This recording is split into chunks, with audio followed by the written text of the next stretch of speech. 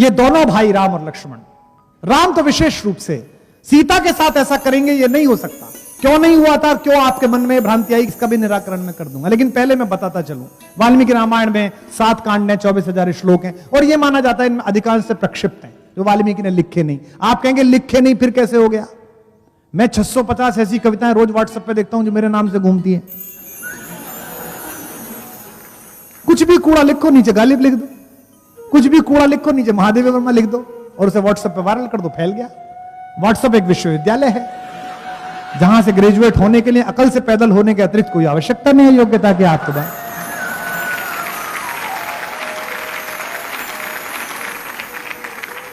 वाल्मीकि रामायण में अहिल्या से जब मिलने के लिए राम गए, और पहली बार मैंने कल भी बताया था आपको इस प्रसंग में, दोनों भाइयों ने पहला काम किया कि चरण स्पर्श किए अहिल्या के। राघवो तू सदा तस्या पादौ जगृहित, सबसे पहले चरण स्पर्श करे।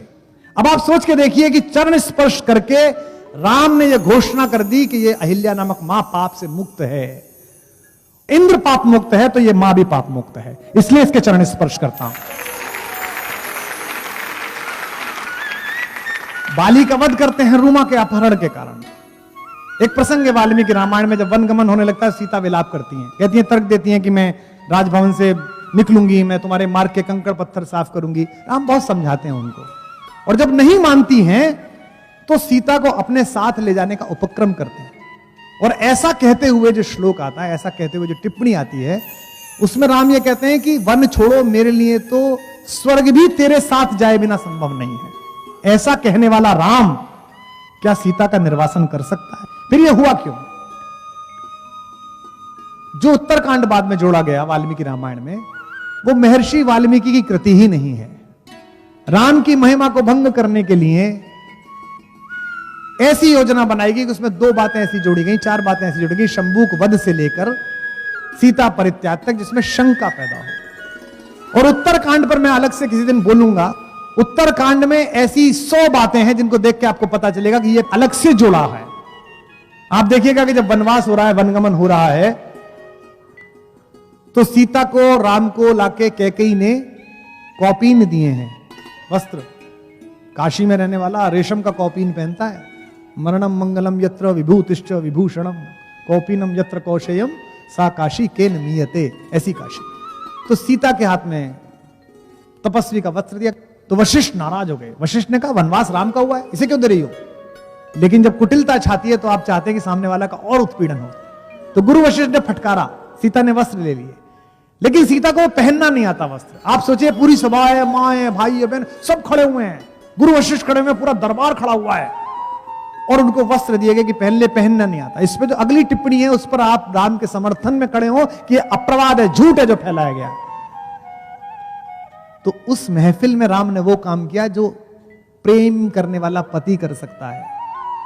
वो स्वयं आगे बढ़े और उन्होंने सीता को अपने हाथ से वस्त्र पहनाया। तस्यास्तत् क्षिप्रमागत्य रामो धर्मव्रता वरः चीरम बबंधम सीताया कौशेयस्य ऊपरी स्वयं। सीता को स्वयं वस्त्र पहनाया।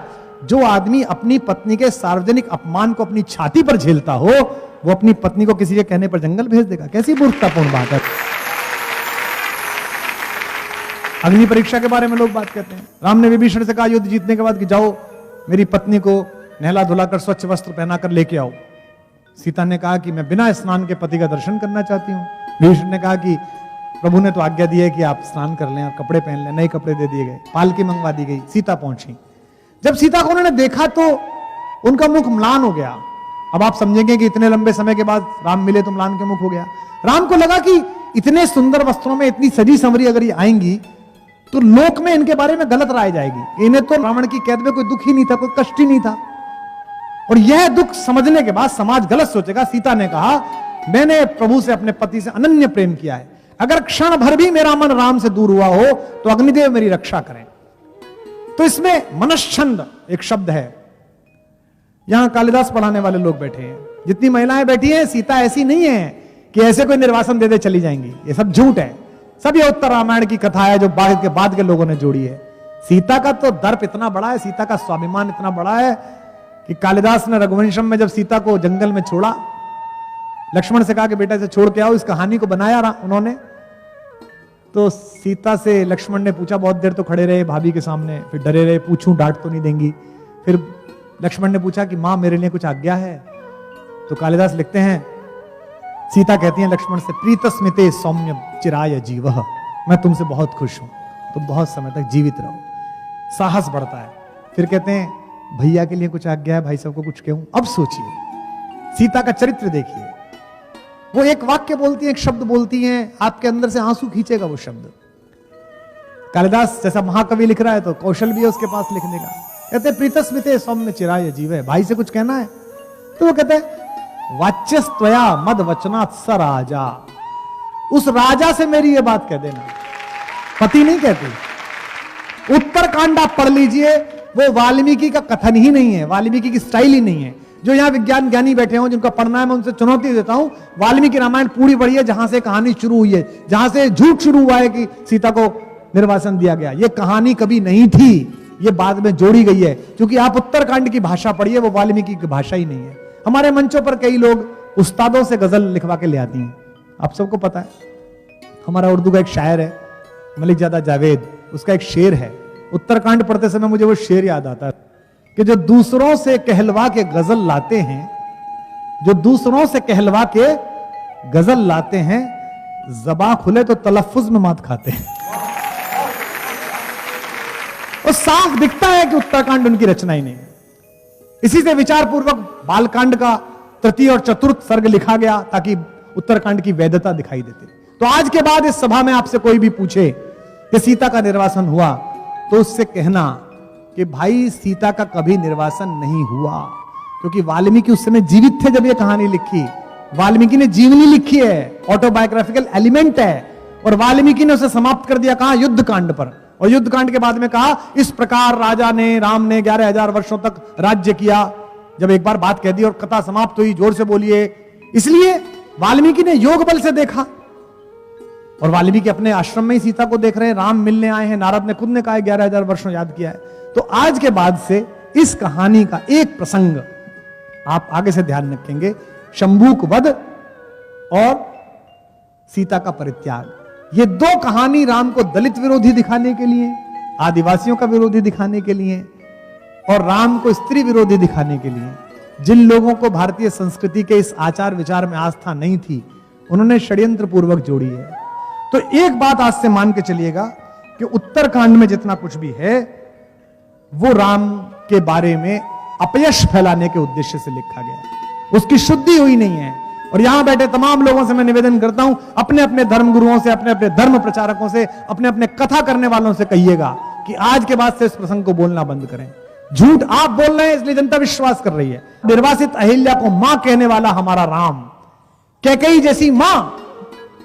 कल मैथिली शरण गुप्त की जयंती थी, मैथिली शरण गुप्त ने कैकेयी को पहुंचाया है जब पंचवटी में, तो कैकेयी बताती है बेटे से, होने पर बहुधा अर्धरात्रि अंधेरी, जी आकर करती पुकार थी मेरी, लोग कुहुक नहीं अपना कुहुक राम यह जागा। बेटा तुम्हें याद है जब तू छोटा था तो मेरे पास सोता था, राम से कहती है कैकेयी, लोग कुहुक नहीं अपना कुहुक राम यह जागा, निज मंजली मां का स्वप्न देख वह भागा, होने पर बहुधा अर्धरात्रि बहुतेरी, तुम वही राम में वही कैकेयी तेरी। राम कहते हैं, अम्ब तुम्हारा राम जानता है सब, इस कारण यह कुछ खेद मानता है कब। राम ने कहा कैकेयी से, 100 बार धन्य वह एक लाल की माई, जिस जननी ने है जना भरत सा भाई।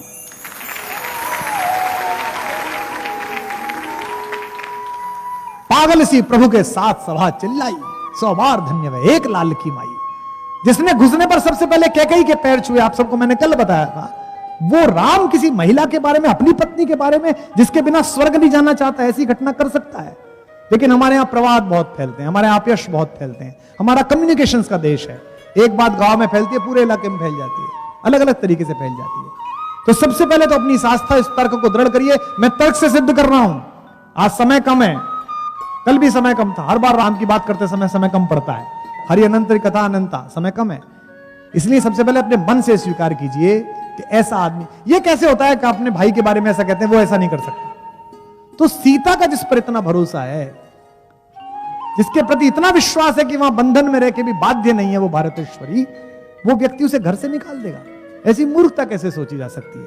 तो अगर आपको अपने पति पर भरोसा है, अगर आपको अपने भाई पर भरोसा है, अगर आपको अपने पुत्र पर भरोसा है, और आप सच्चे अंदर से मनुष्य हैं, तो आपको अपने राम पर भी भरोसा होना चाहिए कि उसने जीवन में ऐसा कोई काम नहीं किया।